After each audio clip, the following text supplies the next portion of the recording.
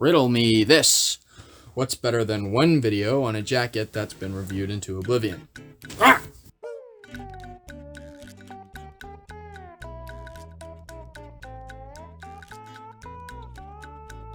Hopefully this one is a little bit better though, and I mean, to be totally fair, my first video was more about what a Mackinaw coat is even supposed to be, and second, I figured 'tis the season.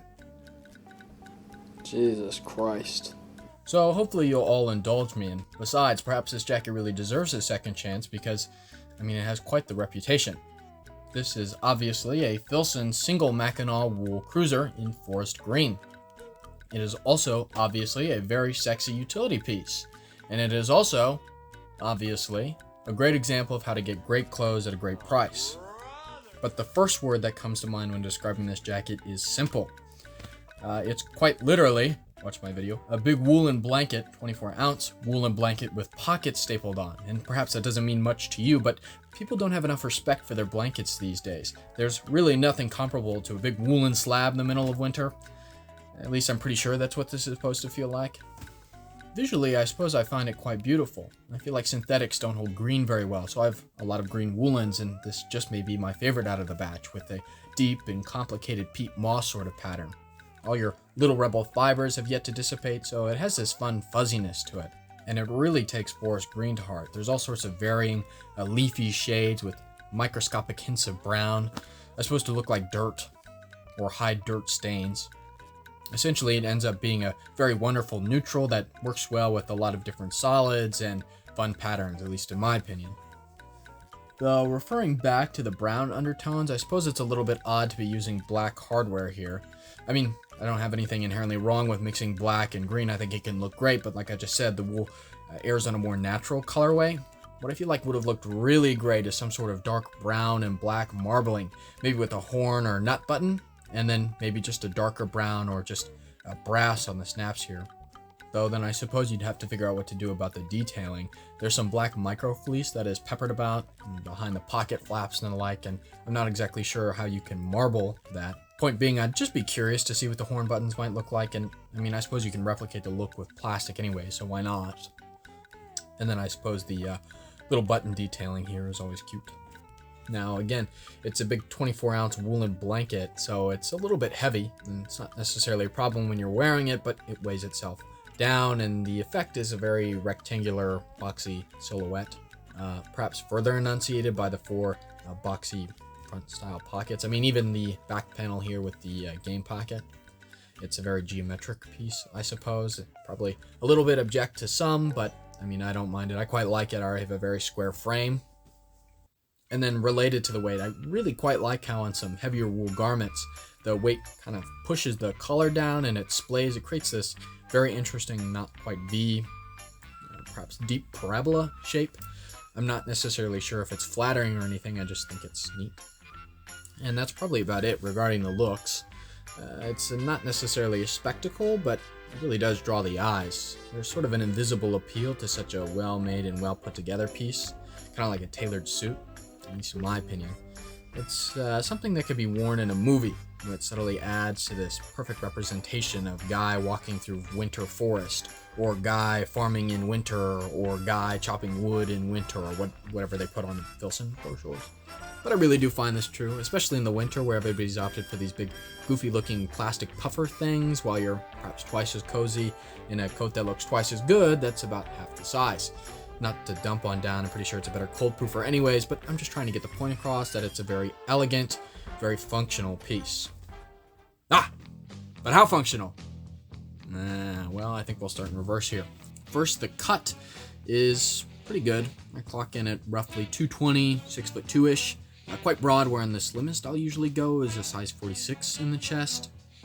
I have here a large long, which measures in at about 49, which is a little bit strange because that's contrary to what their sizing chart says, at least today. I'll get into it later, but this is actually from their 2017 catalog. Regardless, I'm going to assume that they didn't change anything and just have an odd way of measuring things now for some reason. And with that in mind, I suppose I would generally recommend that you stay true to size, or on the lower size of your true to size. I'm usually in between an L and an XL. I opted for an L and it's still a little bit big on me. And I suppose I could have sized down, you can probably size down too, but then you're kind of defeating the whole point with layering and everything, so that's up to you. I really am quite happy with the size that I chose for this, but when I first got it, I thought it was a little bit strange, because looking at myself, it looked perfectly fine, didn't look too small, too big, maybe a little bit in the sleeves, but that's besides the point. But I thought it was odd because it felt like I was swimming in the thing, and that is just because I have 100% range of motion in this thing. It's ridiculous. I can put on like 4 different layers before I even worry about flexibility, and that is just immaculate. And I really don't know what witchcraft they have going on at Filson to make the cut just so apt for layering and that kind of thing, because I mean so many bigger winter coats and jackets, they just feel like stuff being encapsulated, right? It's a pain to even get it on, but this you just slip on and off easier than like most of my other jackets. It's just amazing. I love that. That is probably, it just makes it a lot easier for this jacket to be the kind of one jacket that you have hanging by the door. You need to go get the mail or something, you just slip it on, you slip it off. It's like nothing. It's beautiful. I love it. And they do this crutchless too. No disgusting slip liner here. I really hate liners. I mean, just in 9 out of 10, well, I'll be generous, I'll say 8 out of 10 situations, they are just completely useless. Maxwell, I'm too cold. Well, put on another sweater. Maxwell, it's too itchy. Well, just get used to it, okay? It's really not that difficult. Maxwell, I can't get the undershirt through the sleeve. Well, you know what? Here's about this. How about this? Here's a very novel trick.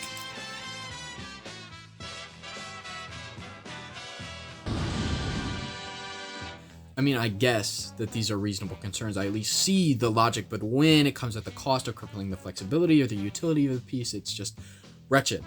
Okay, and luckily the Filson Mac Cruiser here does not fall victim to that personal piece of contention. So there is no liner. That is a plus, at least in my opinion. And that is the main reason I can even wear so many layers with this thing. The wool and nothing but the wool can shine through here, and that is very important because wool is very breathable. For an example, an extended example, I will wear this thing in the coldest possible conditions because it's probably the warmest and biggest outer layer that I own, right? So I think the coldest weather we've had so far is about 16 degrees Fahrenheit. And I got this in the summer here. I will wear it up to about 80 degrees Fahrenheit, 16 to 80. That is a massive range. This is extremely close to like a just complete all-weather garment. It's ridiculous. It's amazing. I love wool. Okay? You should love wool too. I mean, beyond even that, let me think about this. I don't have to think about this. Wool is antimicrobial, which means it's odor resistant, it's fire resistant, it's water resistant, it's stain resistant, it's damage resistant, it's UV resistant, it's bullet resistant, not true, and insulating when wet. Oh, shit. Oh. Look at this. Keep in mind though, this is the wool talking, okay? Filson doesn't necessarily deserve credit for what sheep do on their own, or Pendleton and Filson. They get their wool from a variety of different wool mills across the globe. But it does add, perhaps make the overall value of the product. So that in conjunction with the craftsmanship, which Filson is responsible for, this is very close to an all year, every situation kind of garment. Let's take a look at the stitching, for example. Now, I mean, I'm certainly not a professional, far from it, but at the end of the day, I do have eyes, and I can recognize a loose thread or two, and in that respect, this is nearly perfect. Let's take the buttons, for example. This is usually the #1 culprit when it comes to loose threads, even on clothing that you would normally think are about the same caliber. And this includes the button holes. It's all very neat and very polished. And then along the edge of pretty much every exterior surface is a double up of about 8 stitches per inch, so 16.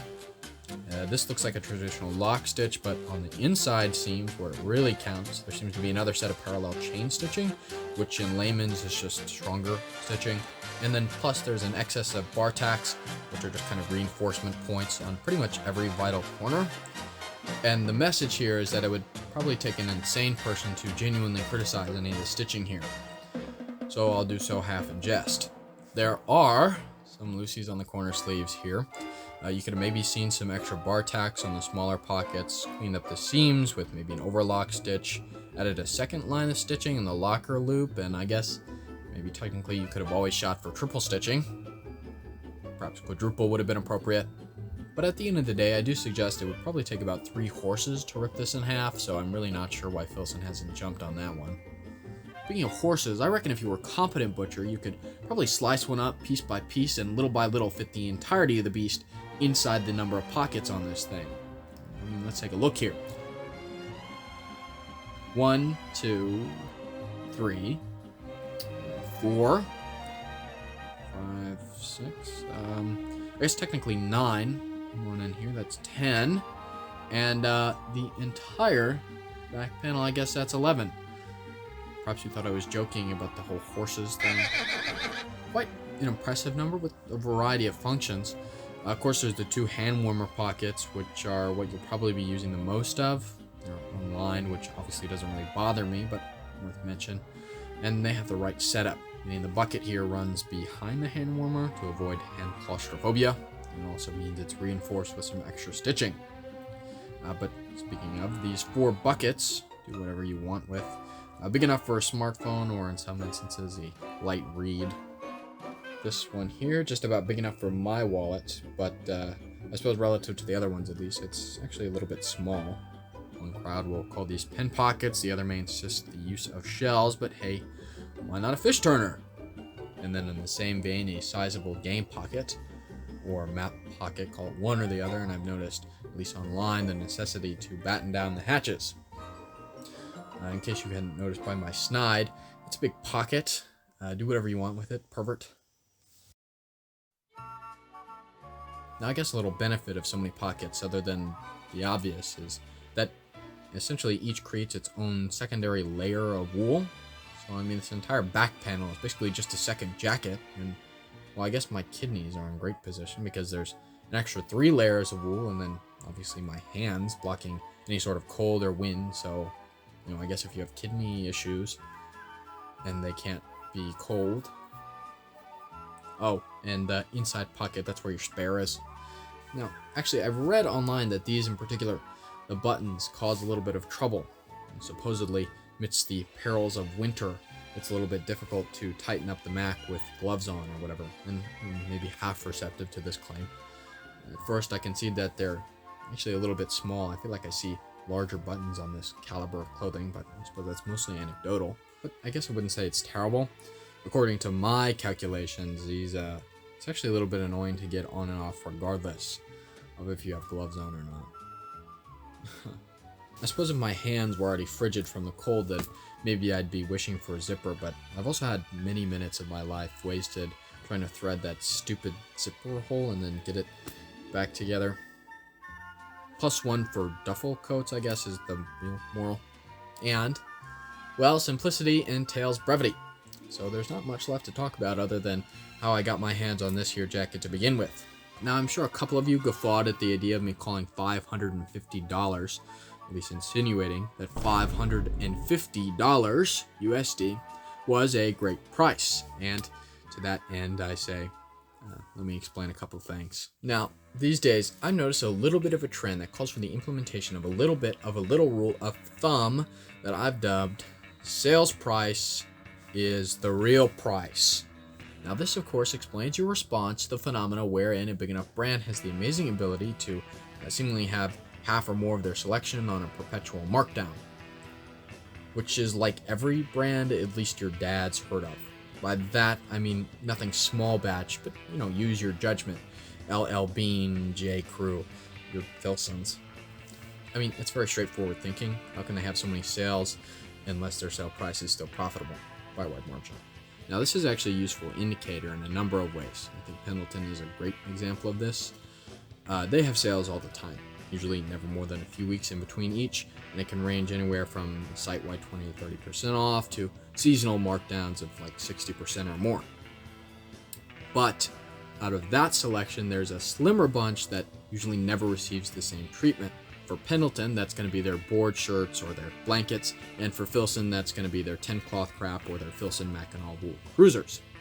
And this is the stuff that's going to be receiving a lot better attention and is going to be worth a lot more of their retail price. Therefore, they go on sale less often. Now, all of this is to say that the Mackinaw cruiser is in a different league of sorts. It's their stitched in USA crap. And while you're very likely to have heard or hear a lot of things about the quality of Filson items as a whole, including the Mackinaw wool cruiser, I just don't think that lumping this in with everything else is necessarily correct. Now, I would say this reputation is fair because it's not exactly the most transparent marketing tactic, but in the same vein, I don't think it's necessarily the most transparent to pretend like everything in Filson's catalog is trash just because they're trying to grift on the unsuspecting on a great deal on a pair of Filson branded socks or whatever. I'm not defending the practice, I'm just saying I don't think you have a whole ton to worry about with respect to wasting your money on a product with tons of cut corners. They're smart enough not to trash their mainline offerings. At least not yet. So, be smart. And here's my example. I mentioned it briefly, but this is from their 2017 catalog, which is perhaps before they started cutting even more corners, if you want to be on the defensive, but if not, it was after they were bought out. So, if I should be seeing any terrible signs of decreasing quality, then, well, I'm not seeing them yet. Though, of course, this is made in USA. The new ones are stitched in USA, whatever. The point is that I quite like it anyways. But I'm not paying $550 for it.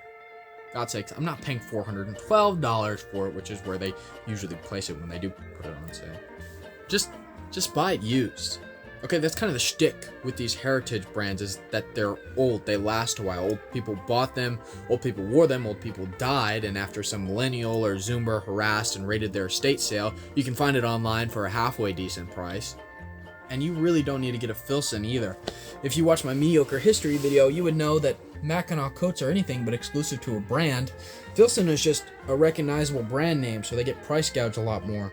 For example, vintage Woolriches, they're online all the time as Mackinaw coats, and they're, half price, third price? Just make sure they're 100% wool. Woolrich sold out a lot earlier. But hey, you know what? At the end of the day, do not let me take away from this jacket too much, because I really, really do like my Filson Mackinaw single wool cruiser in forest green. It looks great. It looks great in a lot. It's incredibly durable by my accounts. It's incredibly flexible insofar as climate, and there's enough pockets on board to stow a horse. And it does all of this while being a big 24-ounce woolen blanket with pockets stapled on. And, I suppose in that respect, there's plenty of room for people to say, well, it would be a whole lot better if it had X, Y, or Z. And I suppose in technicality, that would be true. But I think principally that this jacket is a very historic, unassuming piece that does the job it's supposed to, which is keep you warm or temperate, very well. And it looks very good doing it. I think the price is a reasonable concern, though, especially at retail. It borders on the threshold of something a little bit more technically impressive while still being dramatically too expensive for a lot of people who are just trying to achieve a certain look. So I suppose it's in a strange position business-wise, I would think, but, Regardless, if it is not a Filson Mackinaw, then perhaps let any comparable big woolen coat with pockets stapled on that you hopefully decide to purchase on eBay after watching this video demonstrate to you some of the virtues present in simplicity. Ah!